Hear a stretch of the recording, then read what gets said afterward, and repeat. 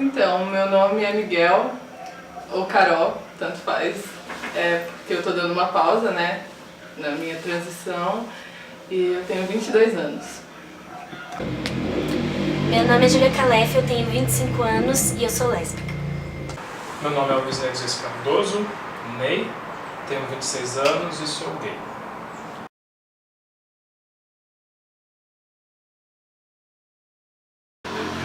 Foi por etapas. Eu sempre achei que eu era lésbica, teve aquela fase ali dos 14 pros, acho que uns 19, e aí minha família é evangélica, então tinha toda aquela pressão de, oh meu Deus, vou pro inferno e tal.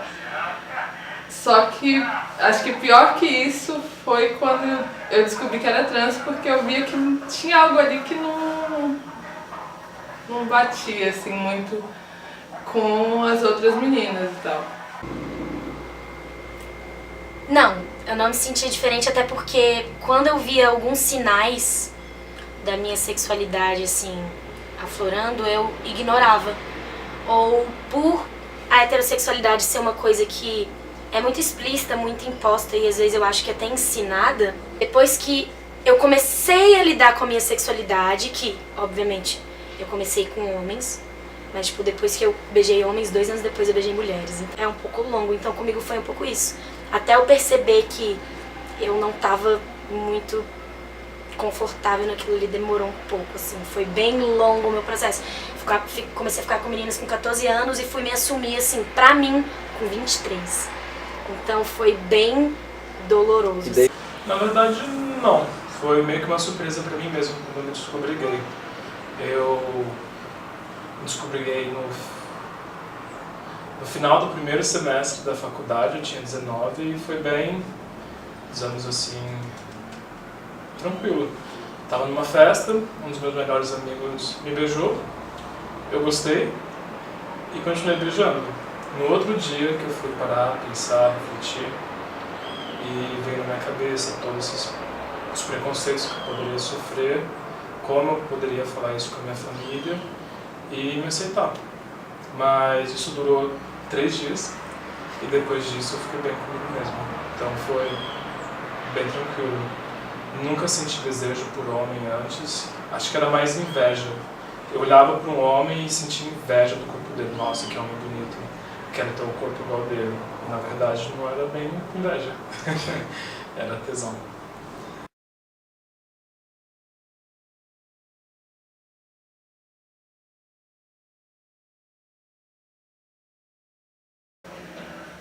Na verdade, minha mãe descobriu. Ela descobriu por uma amiga. E sempre foi minha mãe descobrindo, através de rede social, vinha uma amiga da igreja, você viu isso aqui e tal. Meus amigos sempre souberam, né? Sempre. Quando as pessoas perguntavam, nunca foi algo que eu escondi, assim, socialmente, nem pra família. Se me perguntasse se eu já tinha ficado com meninas, eu falava que sim. E que tinha sido mais de uma e várias vezes. E que se eu sentisse vontade, eu ficaria. Mas eu continuava falando, mas eu sou hétero. Que eu não aceitava. Acho que meus pais sempre souberam. E foi bem triste, porque a mulher que contou foi bem debochada. Ela falou, você tá vendo algum Miguel aqui? Aí minha mãe, não, pois é sua filha da internet. Mas pra minha família, as pessoas nunca souberam. Meu irmão sabia, eu cheguei a comentar com ele, mas ele foi bem bravo comigo, assim, uma vez. Ele falou, não gosto quando você fica com meninas, eu não quero que você me conte mais. E doeu bastante, assim. Mas verbalizar isso pra eles nunca aconteceu. Eu nunca fiquei, sei lá, quando ela vinha, eu não tinha esse lance de, sei lá, de ficar me escondendo. Eu falava, pô, é isso mesmo e, pô, que pena que você descobriu assim. Então minha mãe foi criando uma certa tolerância. Eu não digo respeito, mas uma certa tolerância, é isso. Eu só fui me assumir com 23 anos, escrevendo uma carta, contando tudo. A única pessoa que eu contei que eu sou gay pra minha família é a minha irmã, e foi 2 anos atrás. Só que é uma coisa mais velada, pra dizer assim, em casa. Desde a minha última namorada, quando eu tinha 16, meus pais nunca mais me perguntaram sobre namoradas, assim, se eu gostava de alguém. Meus pais nunca perguntaram se eu gostaria de ter filhos, ou meus pais nunca perguntaram se eu estava ficando com alguma mulher, e sim, sempre neutro. Como foi um processo muito difícil, que eu nunca menti pros meus pais, a relação lá em casa sempre foi muito boa. Apesar de eu ser uma pessoa bem reservada e bem discreta, assim, com essas coisas, a nossa relação sempre foi muito boa, nunca fiquei mentindo pros meus pais a respeito de nada. Então eu comecei a ficar muito ansiosa quando eu comecei a namorar com meninas e ter que me esconder e tava indo ficar com uma namorada. E aí eles já estavam percebendo que alguma coisa estava acontecendo, sabe? Deve ter sido um processo de mais ou menos 1 ano, assim, quando eu me aceitei lésbica, pra eu contar pra eles de tipo, não aguento mais ficar mentindo. Porque até então eu ficava com meninas, mas eu me dizia hétero. Então eu não me sentia que eu tava escondendo alguma coisa dos meus pais, entendeu? E aí quando eu falei, não, sou lésbica e me aceitei, me reconheci lésbica, me percebi lésbica, eu fiquei muito ansiosa e eles perceberam que tinha alguma coisa acontecendo. E aí eu fiz questão de contar, escrevi uma carta de 7 páginas, mandei pro meu pai, pra minha mãe, pro meu irmão por e-mail, pra minha cunhada também, que morava com a gente. Então eu botei também ela fazer parte disso, achei justo. Contando desde o começo, pra eles entenderem o processo, sabe? E eles falaram que não foi um choque, que eles já desconfiavam de algumas coisas, que eles já pensavam em me perguntar pra tentar entender o que estava acontecendo. Mas segundo eles, não foi um choque. Eu sinto essa necessidade de verbalizar para eles, mas eu não sei se é a hora certa, mesmo sabendo lá no fundo que eles já sabem.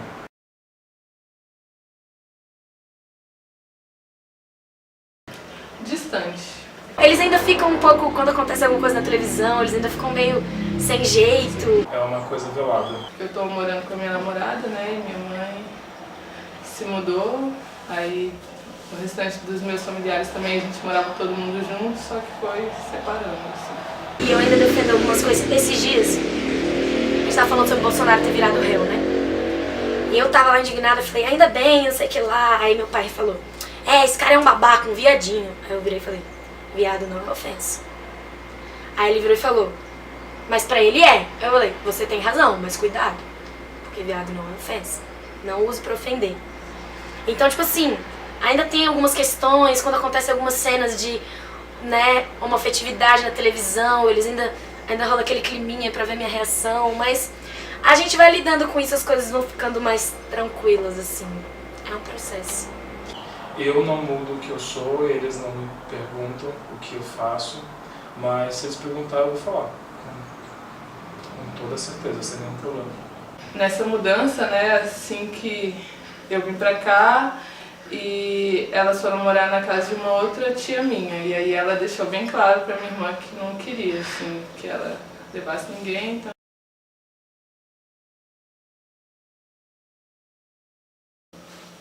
Totalmente. Absolutamente.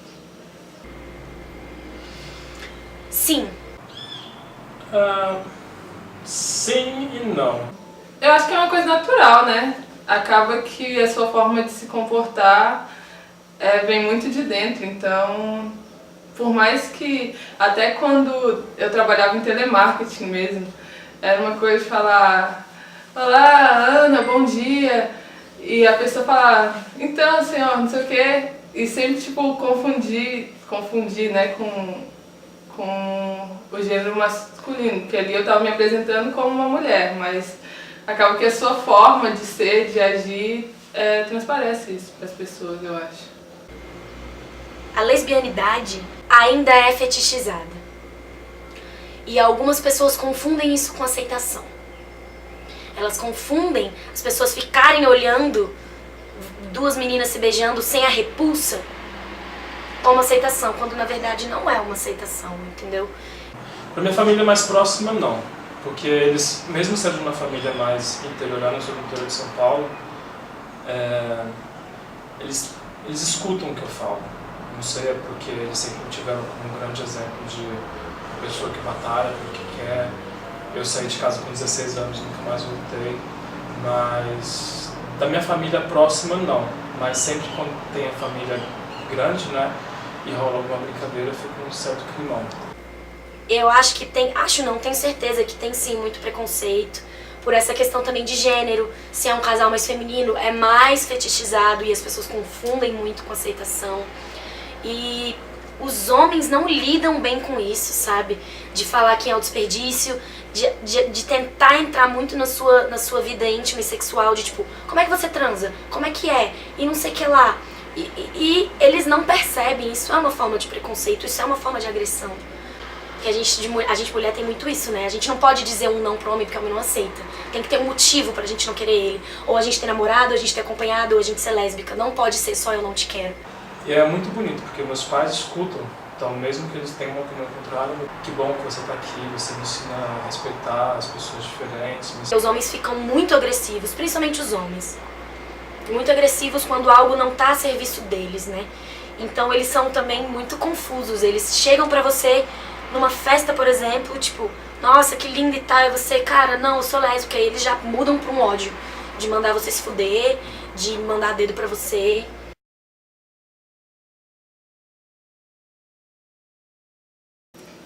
Cara, eu acho que é ir com calma e tentar se perceber, né? Porque às vezes você tá ali tão na ânsia de conseguir algum resultado ou de, isso no caso, né, das pessoas trans, de conseguir algum resultado ou sei lá, de se livrar daquele peso logo, que às vezes você faz as coisas de uma forma que vai vir muito pesado o retorno. Então eu acho que esse é o conselho que eu dou, é ir com calma mesmo. Seus pais vão sempre te amar, não do jeito que você quer, mas do jeito que eles conhecem o que é o amor. Então não se preocupe, porque o amor da sua família é incondicional. Não importa com quem você prefira beijar, com quem você prefira ter relações.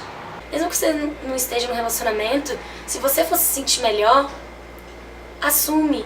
E eu realmente acho que mesmo com qualquer sofrimento, você se assumir, sai um peso que não dá pra explicar o peso que sai de cima de você, sabe? Quando você se assume, quando você conta, você tipo, graças a Deus, eu não aguentava mais guardar isso e me esconder. Mas esse amor incondicional que eu falei também vem de uma família que a gente escolhe, que são nossos grandes amigos. Então, se você não teve a oportunidade nem sorte de ter uma família que te apoiasse, você tem que sempre pensar que existem seus grandes amigos que vão sempre te apoiar quando preciso.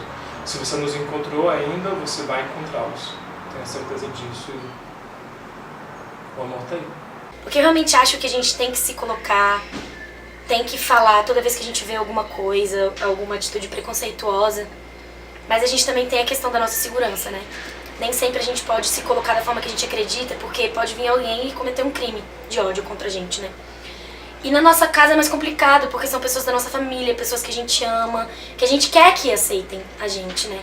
Então a gente também não pode chegar com uma postura que talvez resulte numa ruptura. Então a gente acaba tendo um pouco, talvez, mais de paciência, um pouco mais de cuidado. Tem que pensar muito, porque também não é uma coisa simples, que é uma coisa que pode resultar em você ser expulso de casa, é uma coisa que pode resultar em agressões. É uma coisa que, infelizmente, você tem que pensar, por exemplo, em será que vai ter casa de algum amigo pra eu ficar? Porque às vezes você não vai ser expulso de casa, mas muita galera passa uns dias fora, pros pais assimilarem, passa uma semana fora, pros pais assimilarem, ou às vezes meses. Então, querendo ou não, aí você tem que pensar, poxa, eu tenho alguma grana guardada, ou vou ter alguém pra me dar algum suporte. Não é uma coisa que muitas vezes a gente pode fazer na louca, entendeu?